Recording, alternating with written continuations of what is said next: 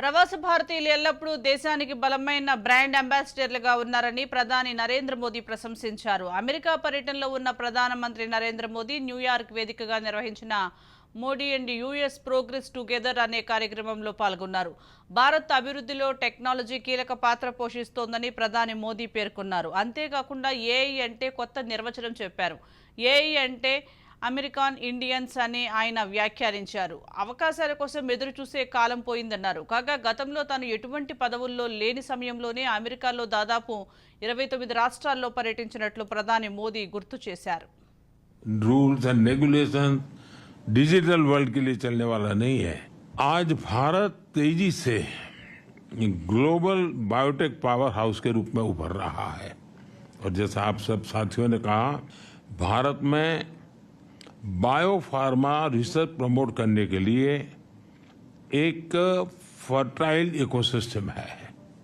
भारत में बड़ी संख्या में साइंटिफिक टैलेंट पूल तो है ही है. भारत का बड़ा और डाइवर्स जीन पूल भी है.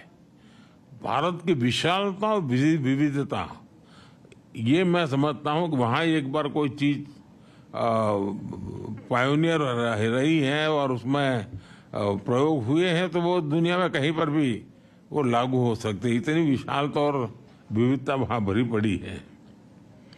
एफोर्डेबल रिसर्च की पॉसिबिलिटी भी है और एफोर्डेबल मैन्युफैक्चरिंग और एश्योर्ड क्वालिटी भी है. बायो सिक्योर एक्ट जो कैपेसिटी गैप क्रिएट का होगा, भारत उसे ट्रस्टेड और एफिशिएंट तरीके से पूरा कर सकता है. बायो मैन्युफैक्चरिंग को बूस्ट करने के लिए हम बायो E3 पॉलिसी लेकर आए हैं.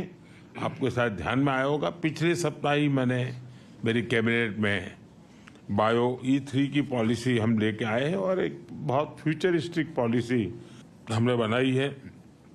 बायो E3 यानी biotechnology for economy, employment and environment, इन तीनों चीज़ों को लेकर के मैंने बायो E3 पॉलिसी को बल दिया है. 2030 तक भारत की बायो इकोनॉमी बढ़कर $300 बिलियन की होने की हम संभावना देखते हैं. पूरा aviation sector global rules and regulation